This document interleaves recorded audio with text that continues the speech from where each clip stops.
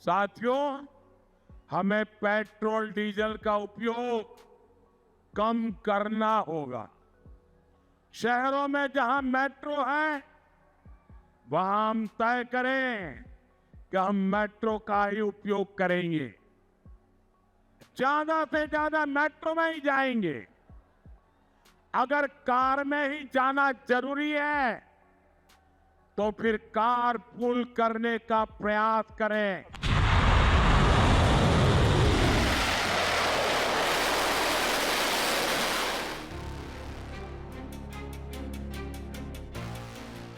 As missiles fly across the Gulf, one uncomfortable reality is staring India in the face. India's economy still runs on imported energy. And when the Gulf shakes, India feels the tremors almost immediately. Which is why Prime Minister Narendra Modi's upcoming visit to the United Arab Emirates may end up being one of the most consequential foreign trips of the year. Technically, Abu Dhabi is just a stopover before Europe. But strategically, it may be the main event, because this visit is not just about diplomacy.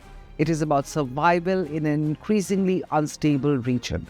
It is about oil, gas, supply chains, defense, even Pakistan, and the future balance of power in West Asia. And the timing tells you everything.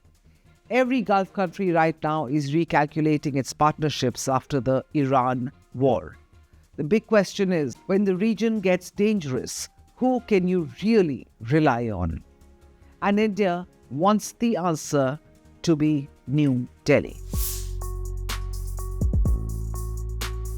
Let's first understand why this visit suddenly carries urgency. India imports more than 80% of its crude oil requirements. That means India's economic engine is deeply dependent on sea lanes running through one of the world's most volatile regions, and right now, those sea lanes are under stress. The UAE is already one of India's biggest energy partners.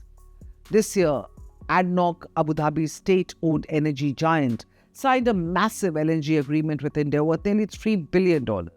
The deal stretches over 10 years, and by the time supplies begin in 2028, India is expected to become the UAE's single largest LNG importer.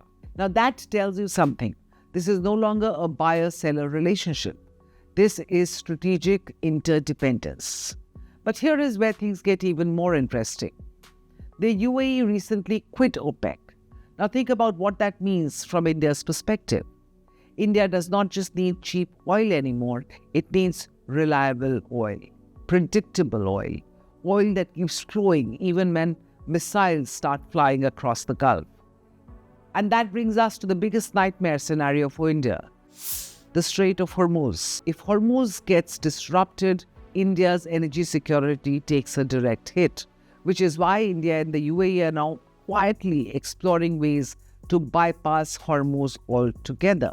One alternative being explored involves increasing oil and LPG shipments from Fujairah. Now this is important. Unlike many Gulf energy terminals, Fujairah sits outside the Strait of Hormuz, directly on the Gulf of Oman, meaning ships loading from Fujairah can potentially avoid this choke point entirely. But scaling it up is not going to be easy. The UAE would need expanded storage infrastructure, additional cross-peninsula pipelines, bigger export capacity.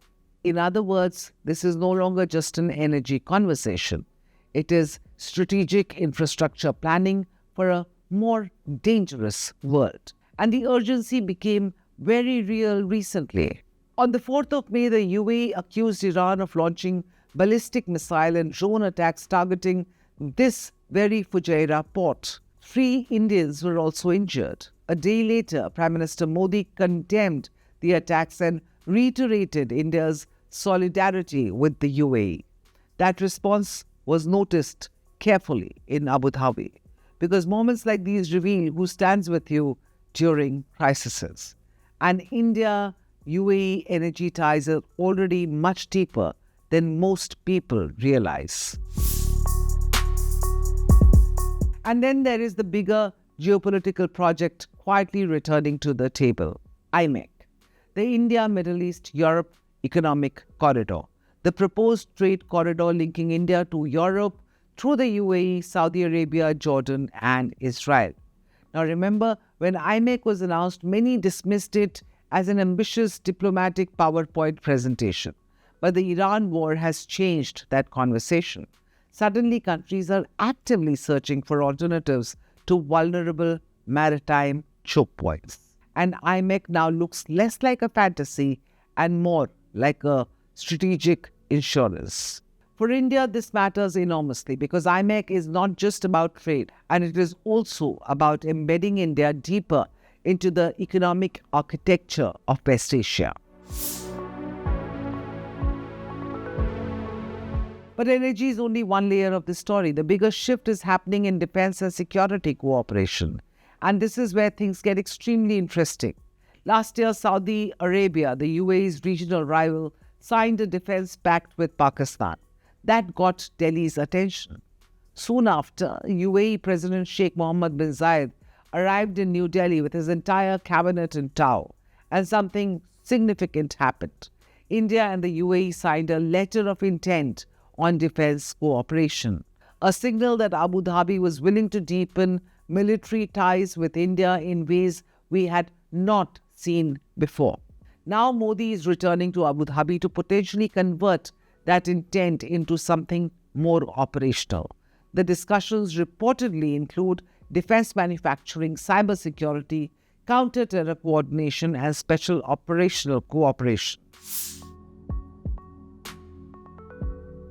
Now, here is the part nobody says openly in official statements. Pakistan is central to the background calculations of this visit.